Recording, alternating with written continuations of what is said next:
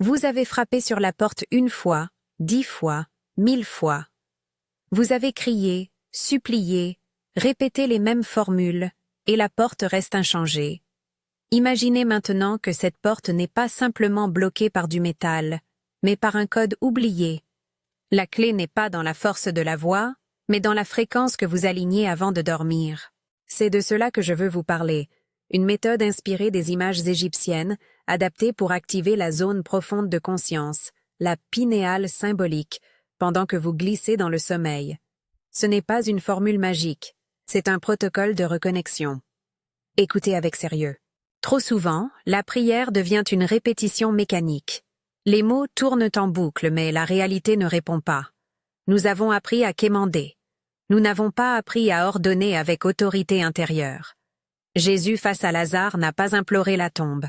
Il a parlé avec autorité. Il a ordonné. Cette histoire nous montre un principe. L'autorité du Verbe, quand elle est alignée à la source, déclenche le rétablissement de l'ordre originel. Je dis principe, pas une recette miraculeuse promise à tous, mais une logique opérationnelle. C'est dans ce sens que nous parlons d'un appel opératif, une posture intérieure de souveraineté qui peut être entretenue et amplifiée au seuil du sommeil. Avant d'aller plus loin, un mot clair sur l'étiquette égyptienne. C'est une inspiration symbolique. Certaines images, respirations et visualisations se retrouvent dans des traditions anciennes, dont des sources parfois attribuées à l'Égypte. Mais nous ne revendiquons pas une authenticité historique absolue. C'est un langage symbolique utile pour la conscience. De même, quand je fais référence à lectures gnostiques comme l'Évangile de Philippe ou aux notions d'archonte et de monada, je les présente comme des cadres interprétatifs, pas comme une doctrine unique à imposer. Restez lucide. Ce travail est spirituel et expérimental, il ne remplace pas un suivi médical ou psychologique. Voici le cœur de la méthode. Elle repose sur 3 clés. Reconnaissance, autorité, commande. Reconnaissance. Se souvenir de qui vous êtes, mémoire première. Autorité. Retrouver la posture intérieure qui sait. Commande. Énoncer l'ordre bref et net. Ces 3 éléments, pliés ensemble, deviennent le protocole que vous pouvez déposer juste avant de tomber dans le sommeil, afin que, dans cet espace de bascule, l'état hypnagogique, la conscience profonde puisse recevoir et raisonner. Protocole adapté pour l'état de sommeil. Notez bien les consignes de sécurité. Pratiquez dans un endroit sûr, sans conduire, sans être seul dans un contexte instable. Ne stoppez aucun traitement médical en raison de cette pratique. Faites cela dans un lit sûr ou sur un sofa où vous pouvez vous endormir sereinement. Préparation. L'environnement et l'intention. Créez un espace sûr et simple. Éteignez les lumières agressives. Éloignez les écrans bruyants. Fermez la porte si possible. Posez une intention claire. Vous allez déposer une requête opérative à la source, en laissant le reste aux soins du processus. Allongez-vous dans une position confortable, pas contrainte. Respirez quelques fois pour ramener le mental, lent, profond, régulier. Évitez stimulant avant la pratique. Cette préparation n'est pas dramatique, elle est fonctionnelle. Étape 1. Déconnexion. Fermez la boucle du monde extérieur. Imaginez que vous décrochez un casque qui capte les échanges inutiles. Visualisez un écran noir devant vous qui s'éteint lentement. Respirez à 3 temps. Inspirez en sentant l'espace devant vous, retenez sans forcer. Expirez en imaginant que les pensées superficielles se dispersent. Ce geste technique coupe la surcharge mentale. Si une pensée survient, notez-la intérieurement et ramenez votre attention à la respiration. La déconnexion n'est pas un arrêt brutal de la pensée, c'est une orientation. Étape 2. Descente. Descendez vers l'intérieur. Visualisez un ascenseur qui part du sommet de votre tête et descend vers votre centre. Ce centre n'est pas seulement le cœur émotionnel, c'est un point de rencontre entre le cœur et le 3e œil, un espace médian. Imaginez l'ascenseur s'ouvrant dans une petite salle chaude, un sanctuaire intérieur. Sentez le corps s'alourdir, la mâchoire se détendre, les épaules se relâcher. La descente permet de concentrer l'énergie. Vous n'allez pas effacer vos souvenirs, vous les placez à la périphérie pour laisser la source agir. Étape 3. Mise en résonance. La visualisation de la pinéale. Ici, nous travaillons avec une image. Visualisez un point lumineux, petit et dense, au-dessus de l'espace entre vos sourcils. La lumière est dorée ou ambrée, comme une bougie ancienne. N'entrez pas dans des explications anatomiques. Considérez cela comme une zone symbolique d'ouverture, un troisième œil sensible et intérieur. Sentez une fréquence basse et régulière émaner de ce point, comme une pendule qui s'établit. Imaginez que cette lumière s'accorde à un signal plus vaste, une fréquence de la monada. Vous pouvez imaginer un fil invisible qui descend de la source jusqu'à ce point lumineux. La clé ici est la résonance. Vous ne forcez pas le signal, vous l'accordez. Si vous travaillez à l'heure du coucher, voici la subtilité pratique. Commencez la visualisation alors que vous êtes en train de glisser vers le sommeil. La vue extérieure devient floue. C'est normal. L'intention est de déclencher la réception pendant que votre vigilance se relâche. Vous pouvez chuchoter la phrase brève ou la penser avec intensité. L'important est la clarté du contenu, pas le volume. Étape 4. Déclaration courte et opérative. Formulez une phrase brève, concise et affirmative. La méthode demande une déclaration qui ne quémande pas, mais qui ordonne l'alignement. Exemple de structure. Adresse, reconnaissance, commande, confirmation. Voici une version adaptée que vous pouvez chuchoter mentalement ou prononcer à voix basse, selon votre état. Monada, je me souviens. Je réclame mon autorité, que l'alignement s'établisse. Ainsi soit. Vous pouvez adapter les mots, l'essentiel. Adresser à la source. Rappelez votre mémoire. Posez la commande, puis laissez. La phrase doit être courte, parce que, au seuil du sommeil, la concentration diminue. Une déclaration concise traverse mieux. N'attendez pas d'entendre une réponse immédiate. Souvent, le travail se fait en arrière-plan. Étape 5. Lâcher prise complet. C'est ici que beaucoup échouent. Ils vérifient, ils scrutent. Une fois la déclaration faite, lâchez tout. Ne répétez pas la formule comme une manœuvre anxieuse. Imaginez déposer le message dans une boîte scellée et partir. La confiance n'est pas arrogance, c'est placement. Laissez le corps s'endormir. Laissez la conscience profonde intégrer. Si vous êtes somnolent, laissez la phrase se transformer en pensée subtile. Si vous vous endormez juste après, c'est parfait. Le processus continue. Gestion des interférences.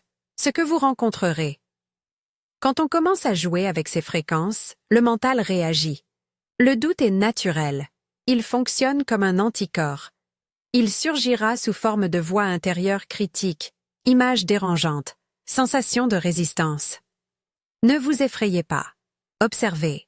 Notez le doute comme on note une alarme technique. Ne corrigez pas. Ne débattez pas. Ramenez doucement votre attention à la respiration, puis, si nécessaire, reprenez la déclaration une seule fois, pas 10 fois. Le doute s'use si vous ne l'alimentez pas. Il existe aussi des interférences qui se présentent comme bruits émotionnels. Agitation, peur soudaine, sanglots. Ce sont des réactions possibles à la libération d'anciennes structures. Ne fuyez pas. Si cela devient intense au point d'être ingérable, arrêtez la pratique et cherchez un appui humain ou professionnel. La méthode n'est pas une technique d'isolement émotionnel. 3 signes que la ligne est passée. 1. Effondrement des structures obsolètes. Vous constaterez parfois, dans les jours ou semaines qui suivent, la chute de modèles relationnels ou d'habitudes qui ne servent plus. Ce n'est pas promesse de solution facile, c'est clarification. Vieille construction tombe pour laisser place au neuf. Soyez responsable dans l'interprétation. 2. Écho ou synchronicité. Coïncidence, rencontre, idées qui se répètent comme des réponses. Ce sont des indices que la fréquence interne a commencé à moduler l'extérieur. Prenez-les comme encouragement, pas comme garantie. 3. Neutralité intérieure. Un état de calme non réactif qui permet de discerner.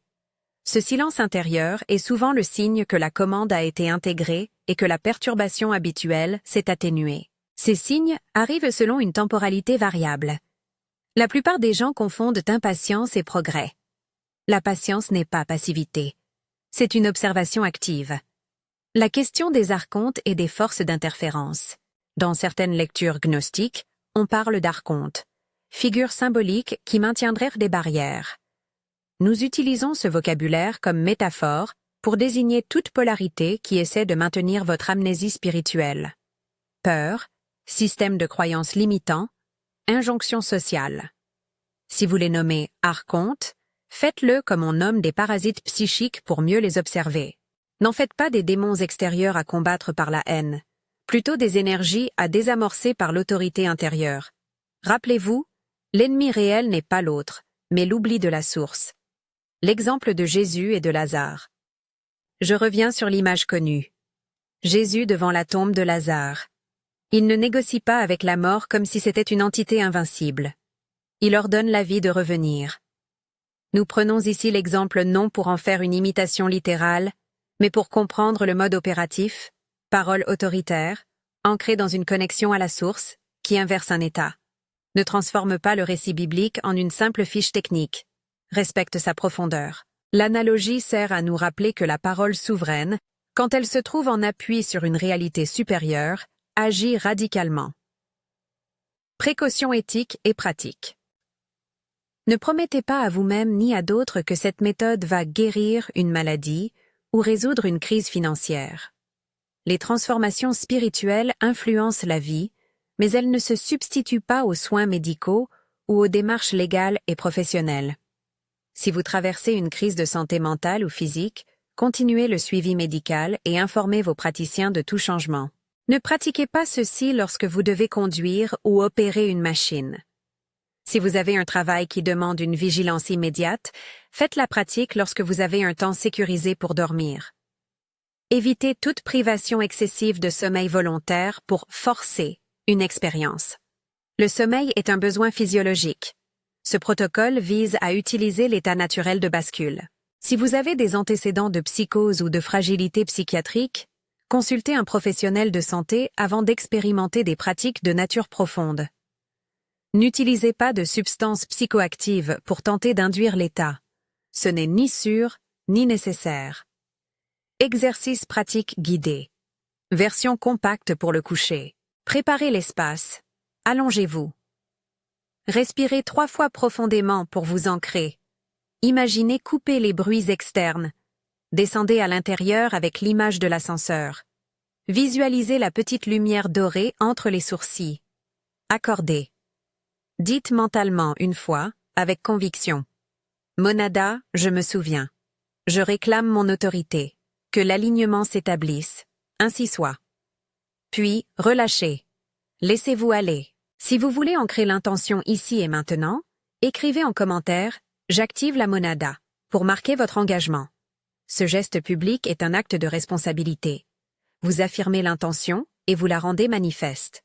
Que faire après la pratique? Notez vos rêves, vos impressions au réveil. Gardez un carnet près du lit.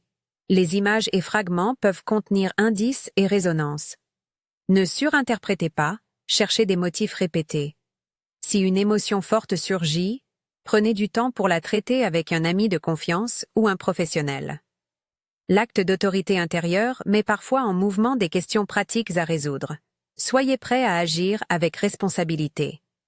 Conséquences sociales possibles. Lorsque vous changez, votre entourage peut ne pas suivre. Certaines relations anciennes peuvent devenir difficiles, parce qu'elles s'étaient construites sur des habitudes maintenant remises en cause. Ce n'est pas un jugement moral. C'est une réalité sociologique. Préparez-vous à maintenir des limites saines et à chercher de nouvelles alliances qui respectent votre chemin. Quelques réponses aux objections. Est-ce que c'est dangereux? Comme toute pratique intérieure, elle peut faire remonter des contenus. Si vous êtes stable, elle est généralement sûre. Si vous êtes vulnérable, sollicitez un accompagnement professionnel. Est-ce que c'est religieux? C'est spirituel et pratique. La méthode respecte la figure de Jésus comme modèle d'autorité opérative, mais elle n'exige pas d'affiliation religieuse. Elle invite à la rencontre avec la source que vous nommez selon votre foi. Est-ce que cela remplace la prière commune? Non, c'est un outil complémentaire. La prière collective et la prière implorante ont leur place. Cette méthode propose une posture différente, ordonnée depuis la souveraineté intérieure. Conclusion. Rétablir l'autorité intérieure. Ce savoir transforme parce qu'il rétablit un axe. La mémoire de qui vous êtes, l'autorité pour le prononcer et la commande pour ordonner. L'étiquette « méthode égyptienne » est une image qui nous aide à symboliser une technique de respiration, de descente et d'alignement. L'activation de la zone profonde de conscience, la pinéale en tant que métaphore, se fait dans la pratique répétée et dans la confiance mesurée. N'attendez pas de résultats spectaculaires immédiatement. Travaillez avec constance et responsabilité. Si vous décidez d'essayer cette pratique ce soir, dites-le maintenant. Laissez « J'active la monada » en commentaire pour ancrer votre intention. Ce petit acte public vous engage et nous permet de créer une communauté d'expérimentation respectueuse. Avant de finir, une prière courte, adressée à la monada, à dire en conscience ou à chuchoter au moment de la déclaration, simple et concise. Monada, je suis ici. Je me souviens de ma source. J'appelle mon autorité. Que l'alignement s'établisse selon la sagesse. Ainsi soit. Après avoir prononcé cela, lâchez. Laissez le sommeil faire le reste. Rappelez-vous, la prudence est un signe de sagesse. Si quelque chose vous trouble au cours de l'expérience, arrêtez et demandez de l'aide. Si ce message vous a parlé et que vous voulez continuer à recevoir ces ressources, abonnez-vous pour ne pas manquer les approfondissements où nous développerons des variantes sûres et des éléments théoriques complémentaires. Une playlist et un guide PDF sont disponibles pour ceux qui souhaitent pratiquer de manière structurée. Que votre réveil soit plus clair, que votre mémoire se ravive, et que la porte, celle qui semblait blindée, commence à répondre au code que vous avez commencé à réinstaller.